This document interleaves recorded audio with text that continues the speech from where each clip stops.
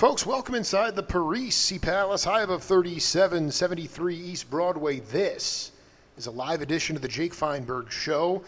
Coming to you on Power Talk. Thank you so much for making us part of your day today, wherever you are in this insane world that we're living in that has been turned upside down. And my next guest is really a cosmic character, and I'm not sure, in his mind, if he's ever been able to see at a macro level if the world's ever been this so far out of whack and disjointed.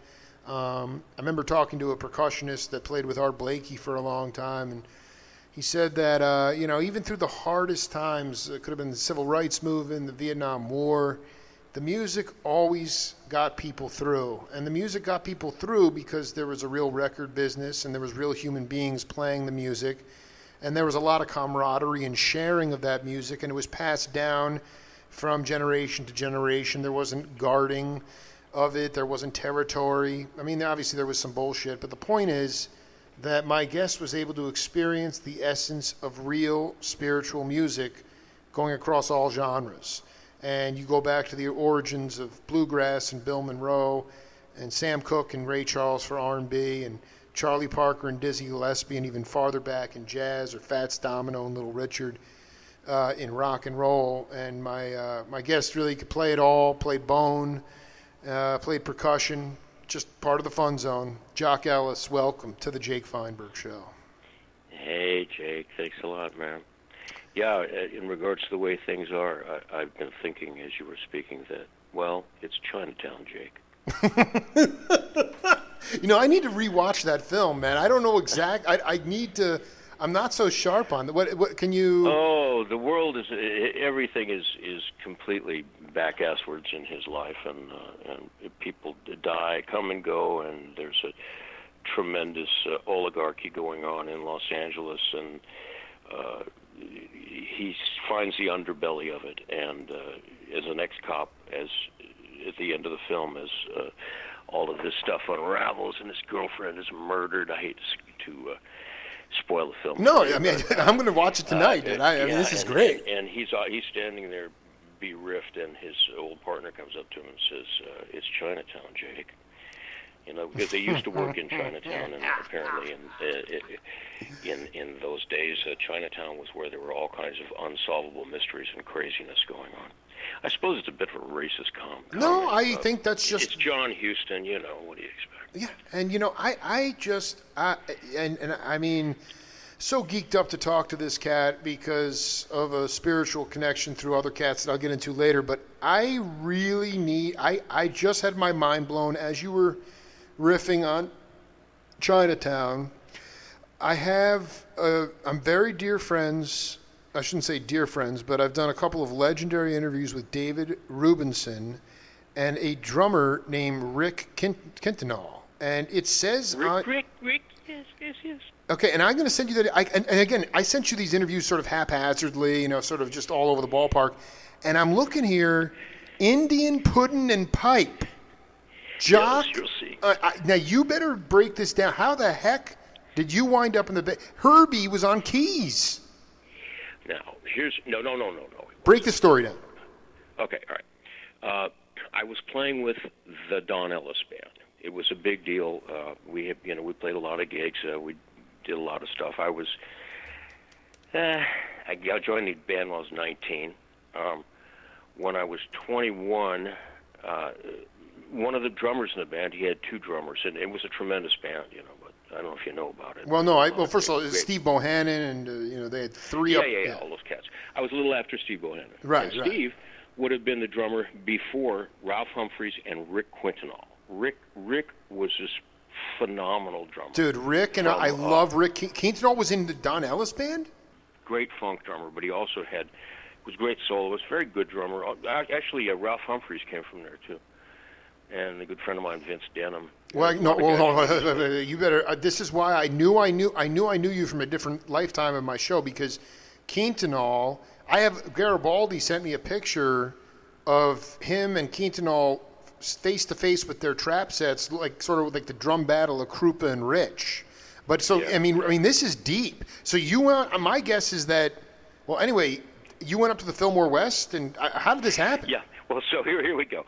So anyway, I've been doing Don's band for a while, and Rick was on the band, and about I guess it must have been about 1970. Rick said, "Man, listen, we got a record deal up here, and the cats would really like you to join the band." And it was it was a real rock and roll band. And to be honest with you, my 20-year-old self had decided that Don Ellis and I were moving in different musical directions. Not necessarily the most brilliant move on my part. I like your attitude, man. I dig it. But I moved to San Francisco to join the band with the big record deal, which of course was never and fell through, and played. And actually, I met some, Champlin is an old friend of mine. I met him up there. Oh, dear God. And yeah, did you meet Haggerty? Yeah, sure, Terry. These are my friends. I mean, Jock. I knew it. I knew there was some. Yeah. Anyway, go ahead, man. Continue. Yeah. Well, anyway, so I did that for a while until I came back to I found it kind of dead up there. We didn't have a record deal really. I did the Cosmic Blues Band and some other stuff. I played at the El Cid, which was the first topless, bottomless bar in San Francisco. Okay, I'm just going to stop you right. You played for Carol Doda? No, that she had the Condor. The Condor. El Cid was where Larry Van played there. I was listening. The band was Hadley Callum, Louis Gasca, and me, and no and a way. Drummer. Yeah. No freaking playing way. Behind all these strippers, it was fun. Wait, hold on. Who was the drummer? Tony Palmer. He was a fine drummer, and I don't know what happened. Dude, he's off the grid. El Cid was Merle Jock. Saunders on keyboards. Jock, you're Jock? No, don't play with me right now. Don't. I mean, this is No, I've been really lucky to. Dude, Jock, so basically you were cooking the groove in the Don Ellis Band, but then, I mean, Quintanilla was like, the band wants you up there, but because I actually, you're telling me that the album. I thought there was an album that was cut. In fact, I'm looking at it. You weren't. Oh no, I'm not on that album. I'm not on that album. The album that's on the internet, we recorded another album which was supposed to be part of the record deal, and it never came out. No, I'm not on that album. Well, let's just break it down. Jeff LeBratch, Chris Larson, Dave Burke, Pat Craig, Steve Mack, Paul Trousdale, Steve Warthog Jackson, Barry Lewis, Lanigan, Larson, Quintanilla, Savage, Jock Ellis, Lydia Moreno.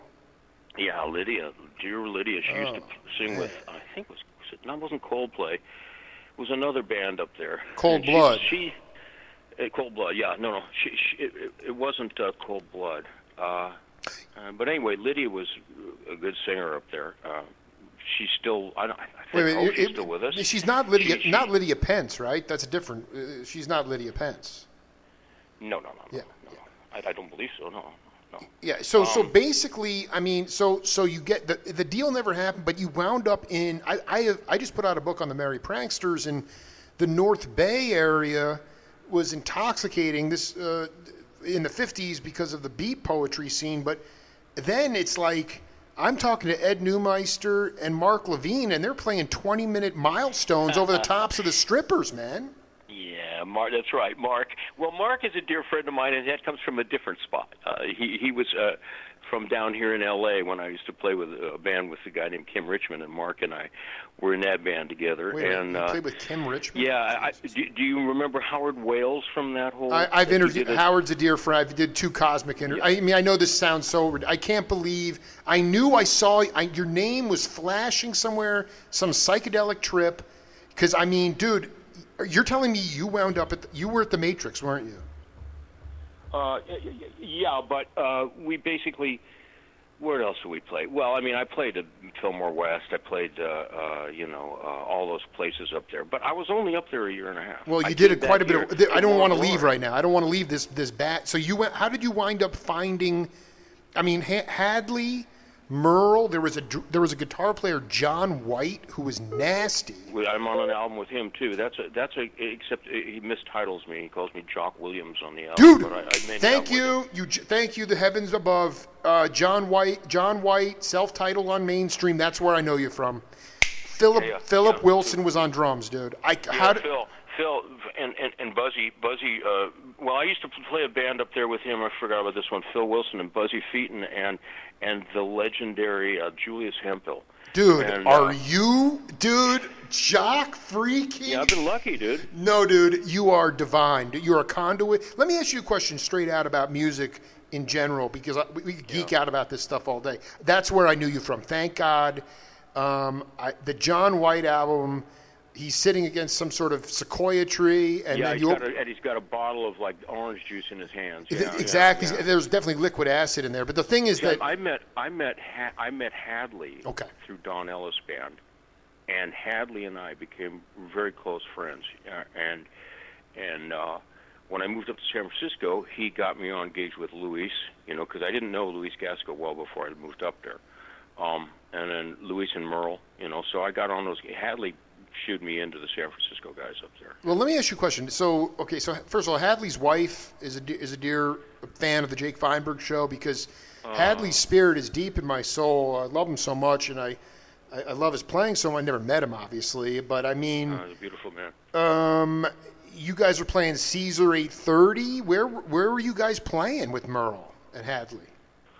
Oh, well, like I say, the gig that we had together, I forget what the name. I think it was the Cosmic Blues Band, and it was Richard Kermode and or Merle, and no, I've got to put this all together. I really want you to put it. This is Jock. You're blowing my mind. I think Merle was playing with us with Phil and Buzzy Featon.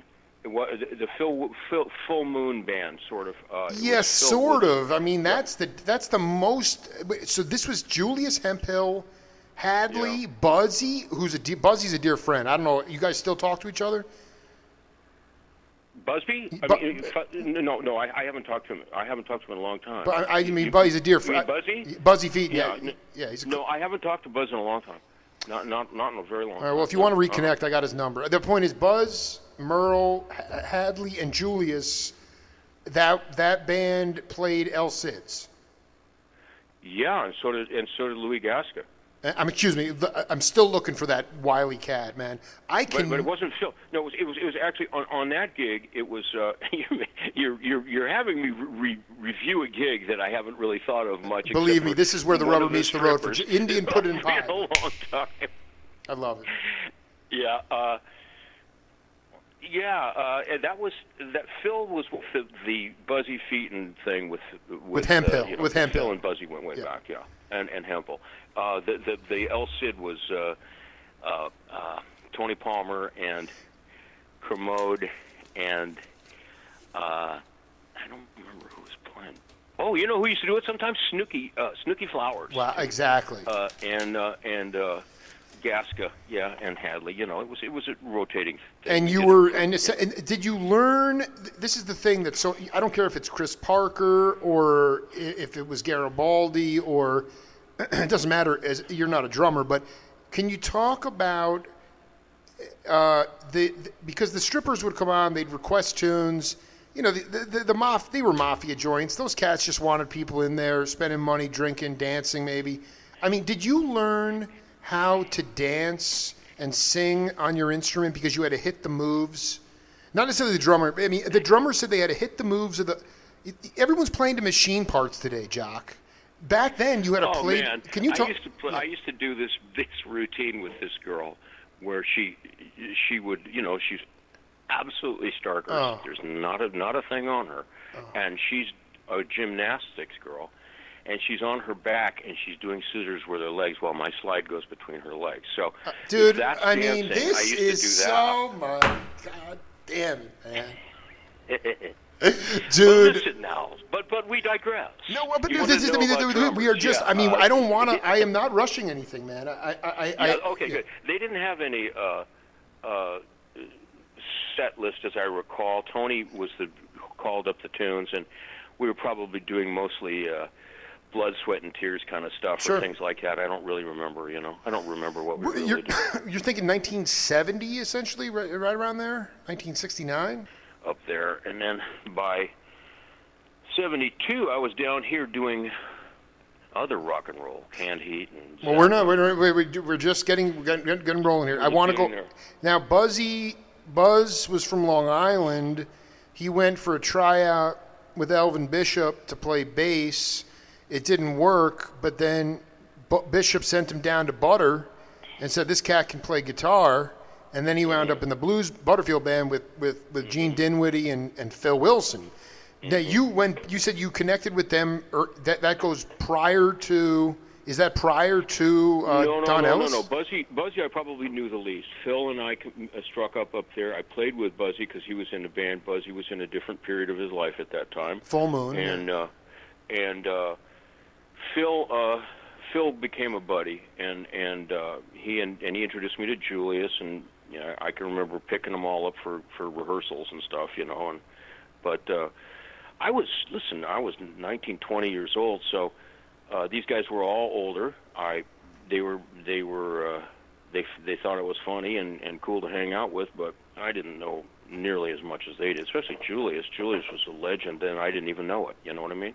Well, of course, and the only way you get better is by playing with people that are much better than you. I mean, that's absolutely. So, I mean, Dewey Redmond was up there. I want you to talk about Hemphill.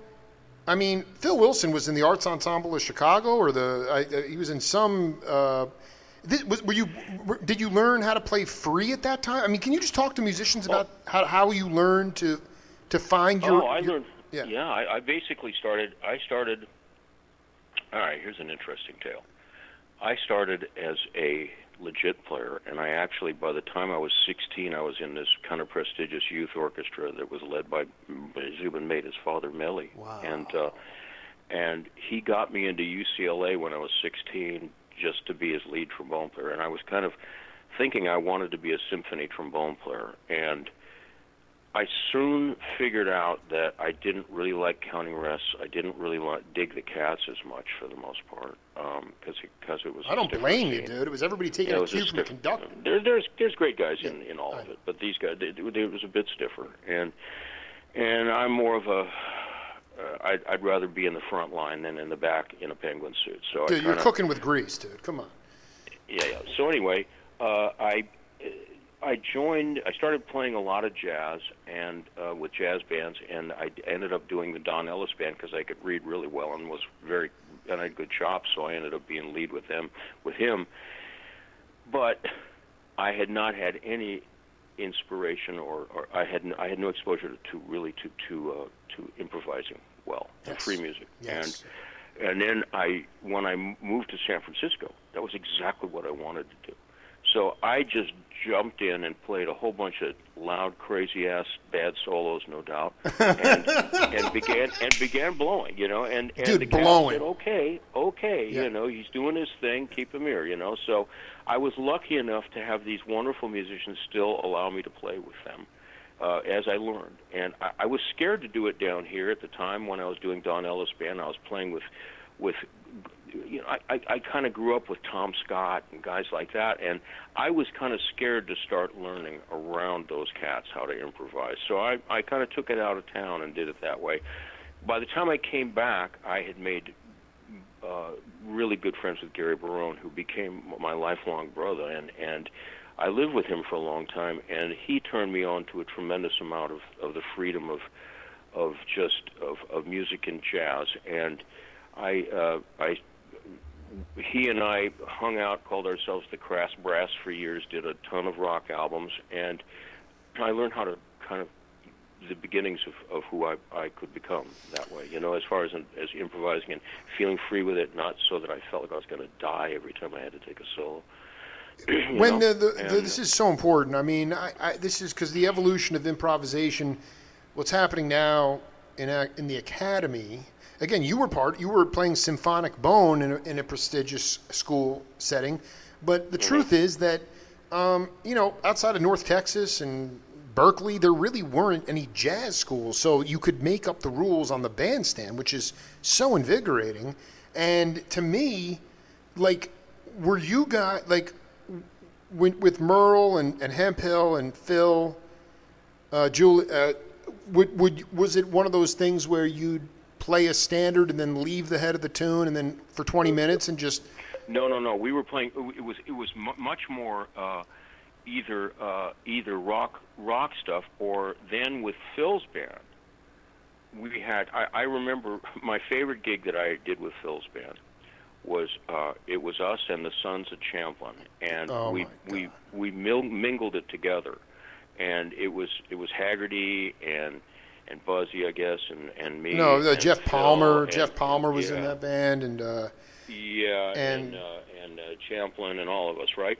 And we all took peyote, and we played for about 2 hours on this stage in Bolinas, and it was absolutely free jazz. Another guy had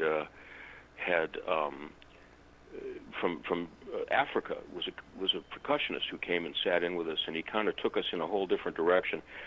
As well as the peyote. well, there's a peyote direction, and then you go, oh my God, this is mind blowing. And all of us, and we formed a unity, and that was my favorite gig I did with him for sure. Actually, I felt like I could really play, and I don't know if I did. They liked it a lot. The audience liked it. We all liked it. We felt like we'd gone into this wonderful space, and we'd entered the great Grateful Dead atmosphere for a moment. And well, let's be very clear. I mean, at the time in Bolinas, you had the legendary Steve Swallow out there, Joe Bauer, Yep. Banana was out there. I mean, dude, Jock, I know, Jock, I understand now the symmetry here. This is mind-blowing stuff because you were literally living through the growth of new musical vocabulary in every genre, kind of.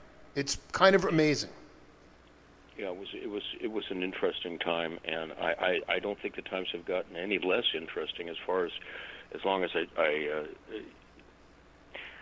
I can't say that I'm completely plugged into what all the young cats are doing, but I'm finding so many young players that are tremendous musicians. Well, let's just break it down, Jock. I want to be honest because I couldn't ask a better person. I will tell you right now, in the last couple of years, at 42, I spent a lot of time being a rogue journalist and going to see bands that I love and my peers. And there absolutely is an underbelly, a swath of ear-trained, nasty players. Not necessarily jazzers, okay, but guys that can, like, you know, sort of vacillate between the compared to what and, Crusaders tunes, things that sort of accent on the blues. They're not such intellectual free jazz.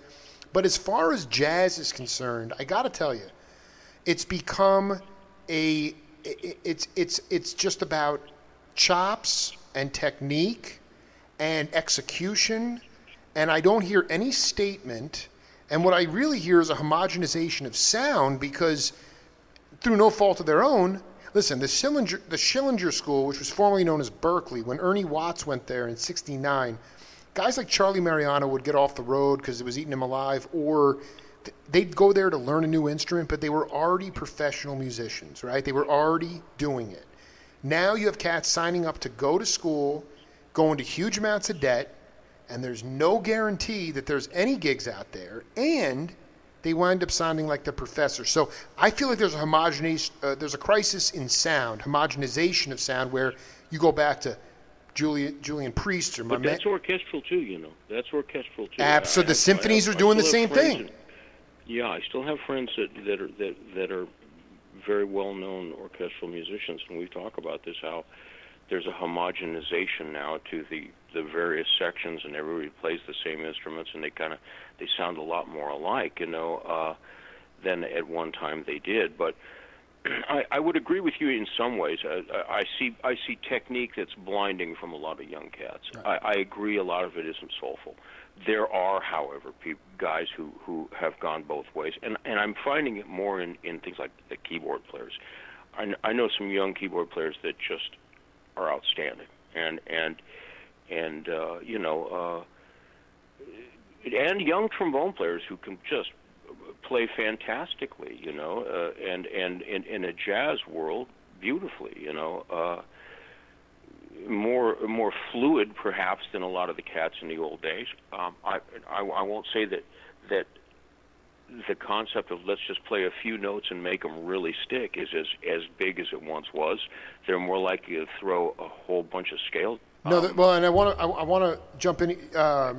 Jerry Grinelli. Talk for hours. This is unreal. Jerry Grinelli, the Vince Guaraldi's drummer. I did a couple interviews with him, and he said and this is what I want you to riff on with, because I'm less understanding of the homogenization of classical music, but he said it's happening in classical music as well, the homogenization. I was talking to this great classical composer, and what he said was, there's so many well-trained classical musicians right now that people can study that the great orchestras are losing their sound. All the great orchestras of the world had a sound. Now their field is so level that the orchestras are tending to lose their sound because everybody can play the same repertoire. What are your thoughts on that? Well, I think that that's a bit of what we've been talking about in that respect. As far as I know, with the brass players I've been talking to, they're still you can tell like the difference between maybe the Berlin Philharmonic and L.A. But there are a lot of similarities now where there weren't as many before. At one point, they would have been playing a whole different kind of French horns, trumpets, trombones, and will have schooled in a very insular way. Part of our world right now, which is good and bad, is that you're not going to go to the Vienna Philharmonic and find all Austrian men playing anymore. That's right. I mean, Vienna, maybe more than any other orchestra, actually. I'm probably taking a bad example. Say Berlin, sure. and expect them all to be German and all. No, the string section's filled with Asian ladies, and there are a lot of women playing French horn, and people from all over the world. You know, there are. It's a more world situation. Maybe that has something to do with it. The fact that all of these German guys would have grown up listening to the same kind of music, played in the same kind of way, may lead them to, in years past, perform something in a very recognizably Germanic way, right? Whereas now it's just musical. So I think in some ways it's better. Really? But it is different, man. It is different. Because I want to. This, I'm just having such a ball here. I mean, I don't know if you know the tuba player Howard Johnson. Sure, I knew Howard. All right, well, I've done a couple interviews with him, and he said he's talking about Levine. He said Levine Helm. He said who would Levine have even copied? In part of the issue you're talking about, that these Asian women who are just just picture perfect. They play the right notes, they play the songs the right way, so the presentation is there. But this is what he said. He goes, who would Levine have copied in those days? The drummers, he's talking about rockabilly, that sort of country stuff. The drummers and the bands of the stars were not very significant people in most cases. They were only able to handle what they had to without imbuing anything into the overall sound. They just had to be there keeping the time. Levine basically found a more fun way of doing it. He did it more like a jazz musician where they're looking to make some difference with the rhythm section. This is what I want you to talk about. This is what he said. Not just support, but statement as well.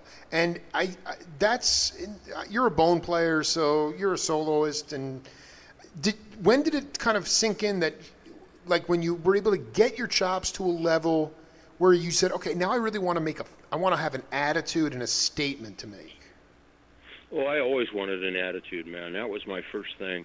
When I was in an orchestra, I had an attitude. Really? When I was in Don Ellis Band, I had an attitude. I've always had an attitude. It's been to my benefit and to my detriment. But let's talk about both. How has it been to you? Let's talk about the attitude. How did it cultivate? Because, how did it start? If you were in a classical band, I know it would be constrictive for me because my attitude would be like you're not paying attention to the conductor. But I've always felt that one of my key things in life is it's okay to change. Right. When I was young, I took the trombone very aggressively, and I was going to be better than anybody else, and I was going to stick it up your ass and show you. I won't say that I struggled to. I won't say struggled. I worked to create a blend within my section and do all that, but I was going to be the leader, man. I was going to take the solos. I was going to do it, and I was going to be more powerful. I love it. Or more. My knees knocked out from under me when I realized, Jesus Christ, I really can't improvise worth a shit around these guys that can't play nearly as well as me, and learn that and take a little humility pill, and which is which is a pill that I've been chewing on for my whole life, off and on, along with that other one. I think I have an attitude when I play, and it's perhaps a little different now. I mean, geez, it's... Jock, I just love your vibe, man. Your essence, man. To me, it's essence. I mean, I guess more when you were first, you were ear trained. Is it fair? I mean, obviously you could sight read, but were you ear trained originally? No, I was sight read trained. I mean, I could read. Amazing. I didn't even start playing till I was like 14, I think. Well, because that's what Gary Bartz says. Bartz told me many times. He said, "Man, the issue today is, and this, you can push back. I want to hear your opinion on this. As I'm a non-musician, but we're talking about this. I can't tell. I can tell Jock Ellis from Curtis Fuller to George Bohannon to Fred Wesley to Wayne Henderson. Right? Everybody had their own individual freaking sound." Now you don't. I can't understand. I can't tell who anybody is.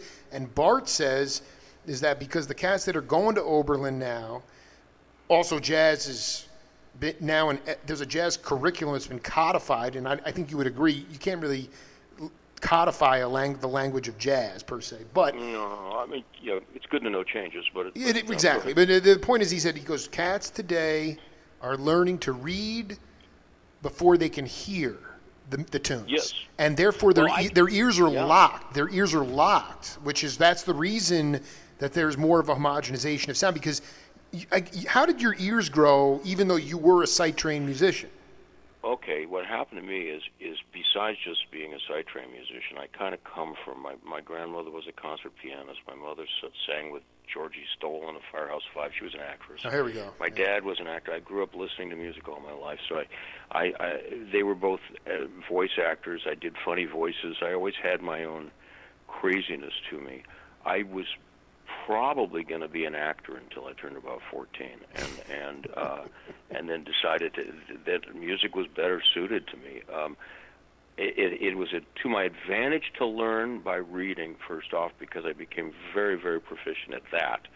But as I said to you, about kind of early in my career, 19 maybe, I said, screw this, I want to throw away all the music and learn how to hear what I hear and do what I do, so that I can actually play what I hear, which took a while. I mean, to actually, if you think and you scat sing, and I have a great line in my head, can you just pick up your horn and play the same line you sang or had in your head? Well, that takes a minute, because your horn has to become your voice. It has to really become a freedom, like the freedom I may have with my own voice as I speak. Your horn, in order to be a good improviser and even a good symphony player, you have to be able to tell your story with the confidence of freedom and stream of consciousness. That's the hard thing. It's the stream of consciousness. I refer to it as like when you're playing a good solo and you're on it. It's like you're surfing. You're on the edge of a wave, and you're just riding that. And this is it. If you're not paddling to get in, you're not crashing and burning. You're floating on the edge of this wave, and you're creating. So being there and keep getting there, time after time after time after time after time, is being somebody that's got some experience and talent. So I mean, but you're an outlier to this sight reading group, because your ears were huge when you were a freaking toddler. I mean, your parents were singing. You were hearing all types of different music. Obviously, there's some Dixieland or and there's just operatic stuff. So I mean, it wasn't like, your ears were already huge. But then it's the idea. I just had to learn how to do it. Yeah. No, but I mean, I think it's really important. When did you what were you hearing when the Fun Zone album, for instance? It's some of the best horn arrangements, some of the nastiest, funkiest, coolest shit I've ever heard in my life. And I still have to get to the next side. Havana, I can't get into that side. The only side I can get is that one side. McIntyre's on fire. You're blowing to the heavens, and at that point in '76, you clearly had learned to sing on your instrument. Oh yeah. But I'm just wondering if there was a discernible point when you began to be able to translate and sing what you were hearing in your head. If there was some time when you not in a big band like Don Ellis and not with Hemp Hill, but really, was there some point where you were like, okay, I'm finding that wave a little bit more often? Yeah, I would say that point is probably tomorrow. It's The stand-up comedy, process. dude. I love it, dude. There. No, it's always tomorrow. You know, with Fun Zone and with a lot of stuff. When I listen to stuff, you know, I listen to things that I did maybe you know when I was in my 20s, you know, and I go, Jesus, that actually sounds pretty good, you know. I really didn't like myself as a player then, but I sound good, you know. Absolutely. It's kind of the same. It never really changes too much. You know, you get a little bit more agreeable with it. But the Fun Zone thing was a different situation. Fun Zone was, I don't know if, I know you've talked to Don Poncher and he would not. By the way, he was so guarded about giving me your number. He's like, I don't know about that. Yeah, I love Poncher so much, dude. Well, you know, we were all kind of like that. I know, but you know, I mean, this was the, you know, talk to Poncher, Barone. Is Rubenstein still alive?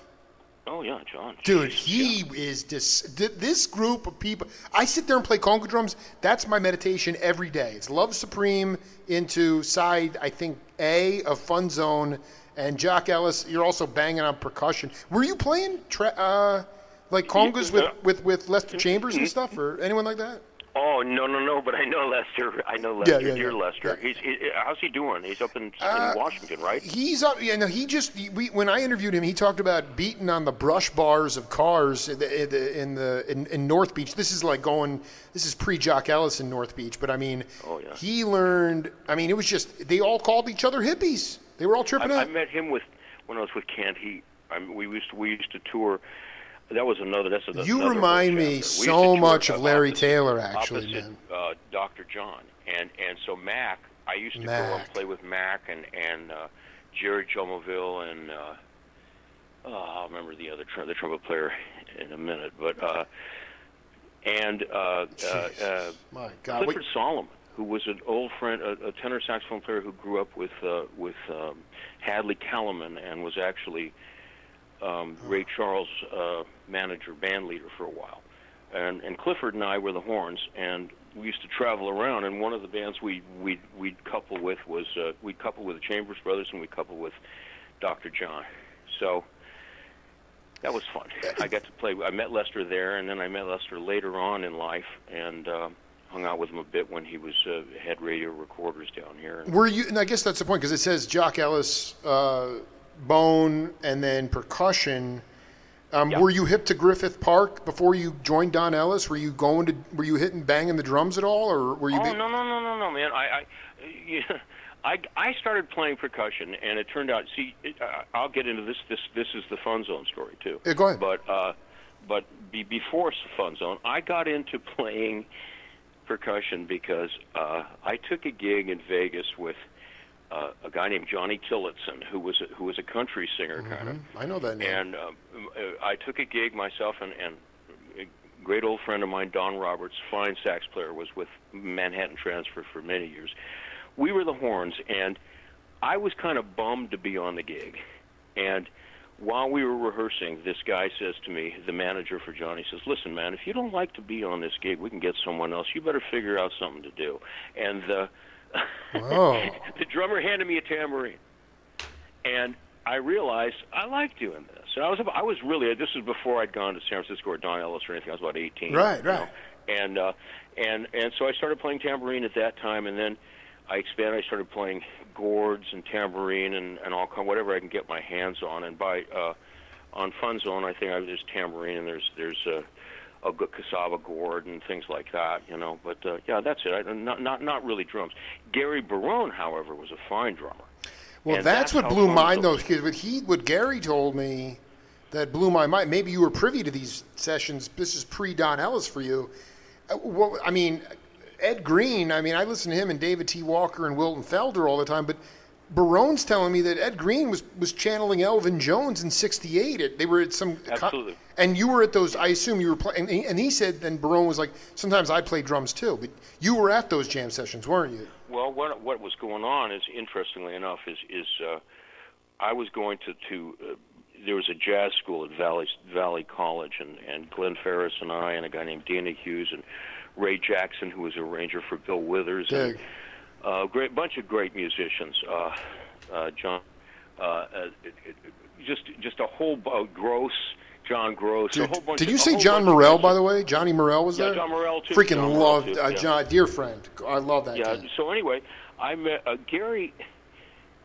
Gary and I met actually in the amazing, and here's a whole story unto itself, 562nd Air National Guard Band, which was a guard band in Van Nuys, based in Van Nuys.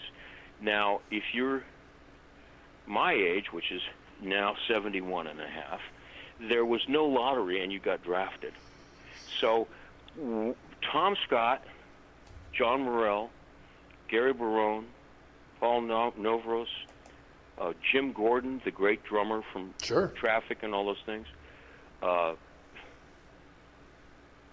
Henderson, what's his name? Bob Henderson, ended up conducting Denver Symphony. Just on and on.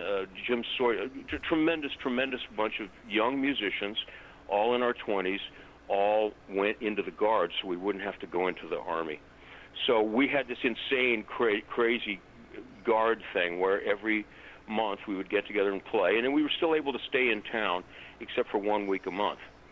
So I was, John Morrell and Gary and I, and Gary became a real good friend of mine. And later on in life, I had met John Rubinstein on the road with a play. John's an actor, fine actor. Are you kidding me? Are you kidding me? Yeah, he won a Tony on Broadway. But not only that, he scored so many good films. He's a tremendous scorer. The guy, all you guys are like avatars. I'm being very. I mean, Poncher was running the electrical system for Stanley Clark's studio. Give me a break. I know. Hold on, before you go on, I want to read this from Barone, and then you can riff on this. He said. Oh yeah. He said, I was playing. Okay, so first of all, it's now known as UC Riverside, right? But at the time it was San Fernando Valley State. Is that right? No. It's now known as University of California. I don't know what it's called now. It's Valley State. We always called it. It's UCSV, I think they call it. He said, I was playing straight out jazz at UC whatever with Ed Green. We went to Florida for a big band competition and took second prize. John Morrell was in the rhythm section. And he said Steve Bohannon and Ed Green would both come over and play at my apartment. If Ed came, Steve would play piano. Bohannon could play anything. He was a genius. Yep. Anyway, so the Guard thing was a small quintet of maniacs, basically. No, it was a small, like 30-piece Guard band, and within and Morrell played. What did he play? He didn't play guitar. He played some. What the fuck did John play? No, he did not play. He played another instrument than his freaking. Dude, the guy's playing like Jimi Hendrix. He played bass drum. They let him play bass drum because then when we played jazz gigs, which we did, he played guitar, and then I'm trying to think who else played drums. Well, of course, Jimmy Gordon played drums. So that was a funny band, man. There's a lot of funny stories. Dude, wait, please tell me. Tell me. I mean, what year is it? 66? No. This is. Let's see. I went in. I went in 68. Yeah, there were a lot of guys from the Philharmonic in there too. The LA Philharmonic. Were you guys like dosing? Were you dosing at all? Were we what? Are you dropping acid? Dosing, did you say? Yeah, you dropping acid at all? Well, not on every. I'm just saying, man. I listen, man. Man. I've been shedding pretty hard. I mean, LSD was legal. The Watts acid test was 65. It was already not legal. I know. By then it wasn't. I don't want to express that I ever did anything illegal. That's fine. Not every gig, but the 30-piece Army Guard band. Where you had a steady gig somewhere, or where did that take place? No. What we would do is things like parades. Like, let's say that it's Veterans Day. The 562nd Air Guard Band would march in the parade.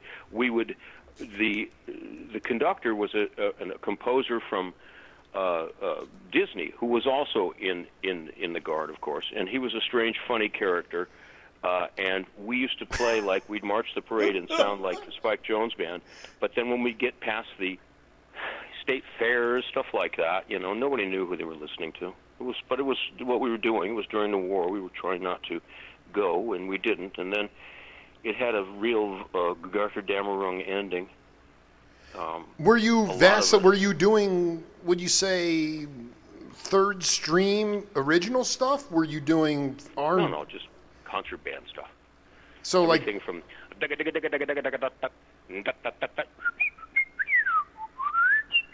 all the kind of military band stuff. Yeah, military stuff. The military swing. Yeah, I did. No, when we played jazz, we just played jazz tunes. The small groups would just play jazz tunes. Yeah, but I wonder about Jock.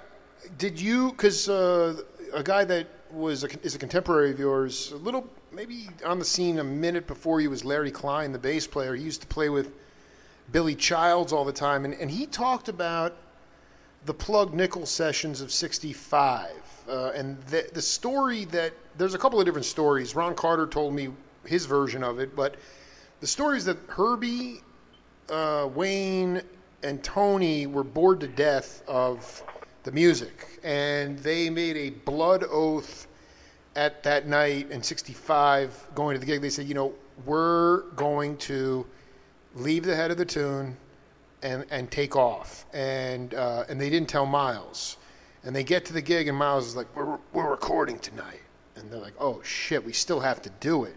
And that, if you listen to those sessions, that was the first time where standard tunes were then, you left the head of the tune, you quadrupled the time, you lost the downbeat, and then you came back in 18 minutes later. I mean, obviously there's something to be said for,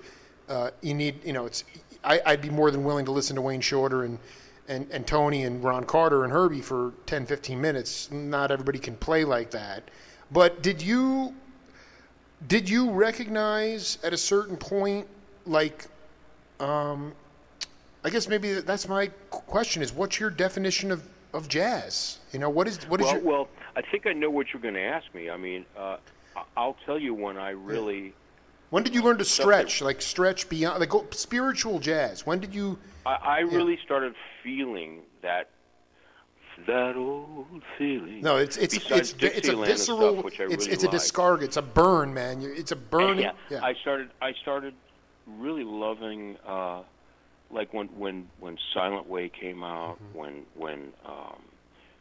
the Bitches Brew came out, Live at the Fillmore came out, all the Herbie stuff, oh my God, the Mahavishnu, stuff like that. I started feeling this is really where I want to go, and it's highly educated stuff. It sounds completely free and crazy, but you can't be that free and crazy unless you know where you are. I love it. And it was very inspirational, and I actually got to see Miles with the 3-keyboard band when I was living in San Francisco. I saw him at the Fillmore West, and wait, hold on, 3 keyboards? Jarrett Correa and who else? Jared Correa and Zalvinul, and it was God. Yeah. Oh, he didn't have Herbie with God, me. Dude. Yeah, and it was something else, man. And Ayrto and Grossman. That it was basically Steve Goodman, I think, was a sax player. I'm sorry, Steve Grossman. Steve Grossman. Grossman, right? Yeah. No, I'm going to send you my interview with him. That was a tripped out interview. So 3 boards, 3 keyboards. But so you started to feel, what was the feeling like? Because you go back and freedom sound, painting, like Miles being a painting, very much like painting. Yeah, very much like painting. Like Miles would throw a bunch of colors on the floor and say go, and everybody would do it, and then he'd say, let's move to the next one. I like this one. That was his back to the audience stage, wandering around, just kind of like being a master of ceremonies. He would definitely take solos, but it wasn't the same kind of Miles that we'd heard 10 years before at all. I was just blown away. I cannot believe. I'm just, before we move on, what was the venue that I just really need to know? I know Palmer, the strip club, El Cid's. We got that. We're locked in there, okay? And there was the Red Balloon. Ed Kelly played there, and you had the Condor, and that was Neumeister, Levine, all these cats. Where was the venue where Merle, Hemphill, and Phil and Buzzy and you played? Are you there? Yeah, I'm here. Sorry, we just got to drop for a second. Well, we would play. There was a club called the Lion's Share in. Oh God, San Anselmo! You were. There must be tapes of. Are there tapes of that? I don't know, man. I don't know. I mean, I got to tell you, I hear things that I did, 40 years ago by Googling myself. And there's some, like stuff I did with Canned Heat in 1974 in the Netherlands, never paid for anything, some live concert. It's up there, Zappa, millions of Zappa things that were never really independently paid for. Thanks, Frank. But anyway. Wait, hold on. Before I lose this train, because I know you were in the milieu, Kent Glenn was playing with Vince Denim at that time. Is that when you met? I've been looking for Vince for years. Mike Clark loves Vince. Oh no, I'll when this is over. No, we're never ending this interview. We'll finish this one, but we've got many more to do. Okay, I'll send you. Yeah, I love Vince. Dude, Vince is blowing. I talked to Vince. He called me this morning. I talked to Vince today. We have an album coming out with Robbie Krieger that comes out this Friday, and Vince has a wonderful position on it. He plays a ton of solos on it just breaks my heart that I can't come see you play live to promo this CD, man. Yeah, I'm telling you, it's kind of a bummer. None of this, it's killing me, man. You can't. Anyway, so did you meet Denim at that time in the Bay? I met Vince. I met Vince he was playing with Don Ellis. I'd already quit. I'd come back down to L.A. to visit. And he was living next door to a friend of mine, and we knew each other briefly just before that. And then we met then, but since, I guess about the last 8 or 10 years, since he's been playing with Rob, we became very good friends, and we go back a long way. We have a lot of mutual friends. Yeah, I can honestly say I think the world, I would vote for a Jock Ellis Denim presidential ticket in 2020 any day. Sign me up. Thank you, man. No, Pierce Street Annex. That was another place that maybe you may not have played. The Matrix. Jeez, I don't remember. I mean, that period of time for me was I was kind of like I said, I was 19 or 20. I was living with a girl. I was living up in Fairfax, up in the hills, and sounds great. Being a hippie with all these kids and learning to play and doing stuff. The reason I left there is I felt there weren't enough gigs at the time. There just weren't, and people to me at the time.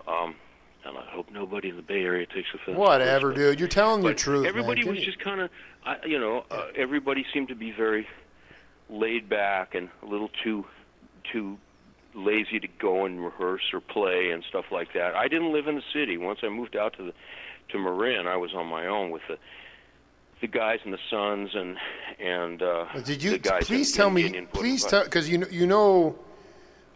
going to lose your mind when I send you all this. All Haggerty, I've slept at his house. Champlin, I mean, yeah. Did you know Johnny Allaire? No. Dude, John Allaire, Van Morrison's for years his organ player, but him and this is pre-Jock Ellis. When Champlin and Hags were in high school in Marin, they'd go to a bowling alley. Allaire's still alive today. He'd be kicking pedals with a drummer, Pete Lynn, B3 drums. And those guys, he was one of the, I'll send you my second interview with Champlin. He said he's one of the fathers of rock and roll in Marin County. And that's where you were. So did you cross paths with like Phil Lesh and the Dead? Because the skiffle players were all over that place. No, I really didn't. Not at that time. Later I crossed paths with everybody. But, at that time, no. So basically, you were with a girl in Marin, and it was laid back. There wasn't the attitude so much the burning that you were looking for. So you went back to L.A. and in like 72, I wonder about Because your discography, as you say, you're always finding this new stuff. Okay, yeah.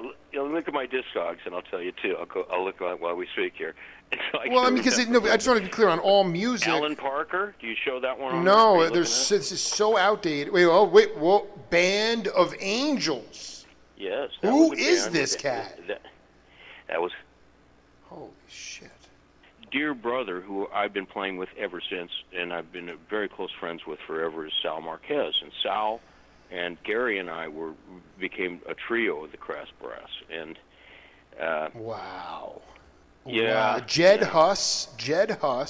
Yeah. He was a nice bass player. I don't know what happened to most of these guys. I know Flip that Arellano. Eddie Byer. Yep. Eddie Byer became the Eddie keyboard Byer player for Canned Heat. Dude, he played with Canned Heat too. Jamie Shane is an unknown star. Great blues singer, great guitar player.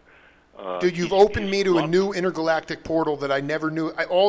What about this cat, Phil Parker? Well, Phil was the drummer, and I think Phil, last I heard, he was directing TV in Arizona, where he originally came from, and had quit drums. I don't know what happened. He came from. 3 cats were from Michigan, Gary and him and Eddie Byer, and then Phil ended up in Tucson. And Gary was from Cleveland. Phoenix. Gary's from Cleveland. Gary was from Cleveland, yeah, but same thing, Midwest. He went to Michigan State. He did, and that's where they met. Yeah, I'm just saying Phil Parker because every tune he is getting composers' credits for it on this Band of Angels. No, it's Alan Parker's getting not related either. Phil Parker. I'm sorry, Alan Parker. No. Yeah, okay, I'll have to figure that out. Yeah, so this is the question I have. When you came back to L.A., speaking of inside baseball, there were like 4 dozen cats, the post-Wrecking Crew, the Carltons and the Osbornes and the Durgees and the Sklars. Like, were you intent on breaking into that scene, or was there enough... Or did you want to play burning, spiritual, authentic music on the bandstand? Well, I mean, I never did get into this fun zone thing with you because that's kind of... We're saving it, dude. We're saving the whole thing. I don't want to... We're going to wrap this thing in about 10, so we're not going there. Okay. We won't even go into No, that. not even close. Okay. Yeah. But I wrote most of the album. Tim and I were the writing partners on most of it. There are a couple of tunes. I don't want to even do it. So you wrote it 5 years before, you'd say? Maybe a couple years before? Yeah, we started working on that album probably about 75, 74. Dude, Jock, meantime, I was Jock, playing with Bobby Jock, you're saving me during COVID. You're saving my daughters, you and Gary and Tim. I'm telling you, it's cathartic, man. It's healing. It's more healing than, I mean, I can't even. Yeah, it's unreal. Yeah. So but I'm saying you had to sing for your supper, and the studio was on lockdown to a degree. George was talking about it was him and Brashear, Ernie Watts. That was that sound, Earth, Wind and Fire. Were you, with your attitude, what did you do to sing for your supper when you got back there? Well, I basically started, like I said, we would go out and sit in places. I started getting Tom Scott called me for a few dates because we were friends, and I did some studio work. I did a lot of films. John was doing a lot of film scoring. I did a lot of film scoring for a while, but for Mancini or for Schifrin? Who for which? No, I didn't actually. No. I worked for John. I worked for different contractors. You get called and you're doing a TV show, and it's somebody's just whether it's SWAT or whatever the show I was doing, movies, movie scores. But where was I going with this? No, singing for your supper. Yeah, singing for my supper. I would say by 72 or 3, like that Alan Parker band, we had a full deal. We were doing road work and doing stuff. Then that kind of petered out, and I got the call for Canned Heat. And Canned Heat, I worked with them for about 2 years off and on. That was a pretty good gig. And Zappa came in the middle of that. I had then I started Fun Zone with the Cats, and that was and then that had an ignominious, terrible ending, and which you can Google. Well, first of all, before we get in, if you want to save that for another time, I know, right? We're this is too cosmic. I'm looking for. Yeah. I want to read you this quote I got real close, and rest in peace. I got real close with Papa Joe Porcaro, and before I knew the kids real well. And that's what I wanted to ask you about, because he talked about Grant High School, and they was cranking Tommy Scott, Bohannon, Morell, and they had this rural still life band. Gordon went there too. And where did you fit into? I'm sorry, that was 70. You were older than those cats. No, I'm younger than those cats. Well, no, I'm not younger than the little Porcaros. I mean, I'm 71. I don't know how old the Porcaros would be now. But if they were, I mean, Jeffy was. Yeah. Did you know Jeff? He's probably 8 years younger than me, right? Probably, I'd say. Yeah, Jeff was younger, definitely. When I first met Jeff, he was. No, he wasn't. 6 or 8 years younger. I first met Jeff. I was playing a session at this. It was just a recorded. We were able to get into the studio all the time, and it was Jesse Ed Davis and Jim Keltner and Wolfgang and I don't remember who was playing keyboard. Wolfie told me about the Wolfie. I can't find the session. Did it ever get released? There might be one or two tracks. He did a million sessions like that. Wolfie might have told you about, but he used to hang out with this guy upstairs from this studio called Clover, and they would, hey, come on down, do your thing. So we'd come down and record. And the first time I met Jeff, I think he was 17, and Keltner was playing in the session, and Jeff wanted to play. Jeff used to follow Keltner around, like a young student, Padawan, and Jim let him play the hi-hat, so he played hi-hat on the track, and that was the first time I met Jeffy. And then Mike played bass with us a little bit in a band that I had with Sal and Gary. And actually, that was a crazy band. We never went anywhere, but it was Keltner. We had two drums. We had Keltner and Gordon, or else David Kemper. And I love Kemper. Wait, what was the name of that? What was the name of that band? Huh? What was the name of that band? The Space Band. What dude? Kemper. This is my. Hold on for a second. This is the cat. I can't believe you just out of the blue mentioned Clover, because Wolfie. Well, Wolfie can give me his best he got, and we were talking about Zawinul and drinking cognac and goulash, but he said the guy who used to give him free space at Clover was a guy named Roy Hart. Yeah, Roy, but you're Roy. Roy was a drummer and a nasty drummer. He owned Drum City. Exactly. So then these Sunday afternoon sessions, stuff would get recorded there. Sometimes, yeah, and I don't know what happened with that, just like I don't know what happened with all these wonderful masters and things and all this wonderful stuff. It was before the times, now if you did it, it'd be on YouTube by 15 different phones, but... Absolutely. No, this is, Jock, we the gas tank's getting empty right now. Go for it. I want one final question. You talked before about you loved acting and you thought you were going to be an actor, but the music, you thought I forget exactly what your words were, but can you talk about the fact that how the music chose you, when that became I don't think the acting, maybe you were good at it, but there was can you talk about when you knew that the music chose you was the only thing you knew you could do in your life? Well, that's an interesting statement. I wouldn't say it. Yeah, because you're a lawyer, right? I'm sorry. I did not mean to say that. I can still do anything. I'm sorry, but I mean, what was that? Why did you choose? How did the music choose you? It used to give me. I can remember playing the Brahms Second Symphony, and I can remember getting to the end of it and playing the end of it, and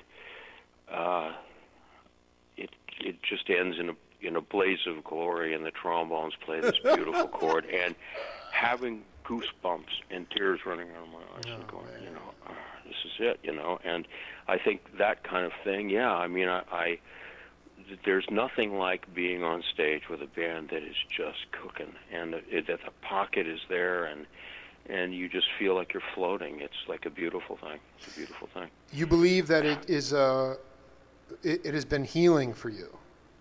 Oh, it's kept me alive, man. I mean, I think there were periods of darkness in my life that had I not had music to call me back, it would have ended.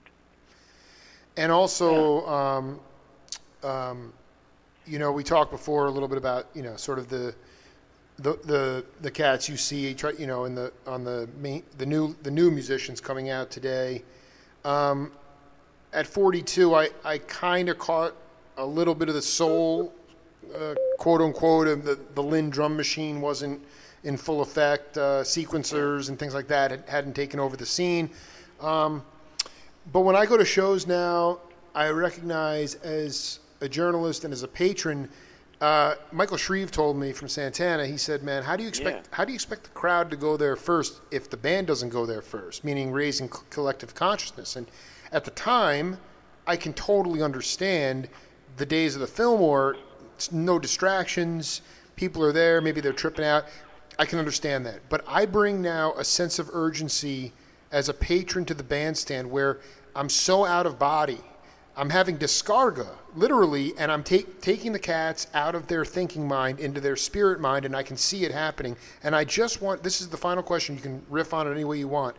I like that you used discarga, by the way. Well, dude, that's the fun zone, man. That's the other word for that album. Tim McIntyre. Tim McIntyre's smiling down every day at me. I love it so much. The point is, how has the significance of music changed in our culture? Well, you know, you've got a really good question there, man. And you want to save it for part two? Because I really want to. I don't want a 5-second bite. You know. Well, I'll give you a couple of second bite. Okay. I mean, without sounding like a reactionary old fart. No, just do it. I think that a lot of it maybe you might not call music on the same level that we called it music before in a way. Mm-hmm. I think people are easily swayed by what is shoved down their throats these days. I think that as beautiful as it can be, videos and MTV have really fucked up the music business. It can be gorgeous. I mean, there are some videos that when I think of like This Is America by Gambino, you know, the video and the music is so powerful, it's so incredible, you know, but if that's what sells your music alone, and beautiful girls and naked people and guys with great muscles and all, they may sell a lot more records than the sound actually does, and I'm not so sure about that.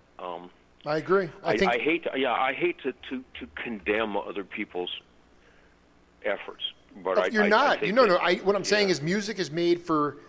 Look at my generation and younger. Music is made for multitasking. It's made for pacification. It's not made for burning. That's what's selling.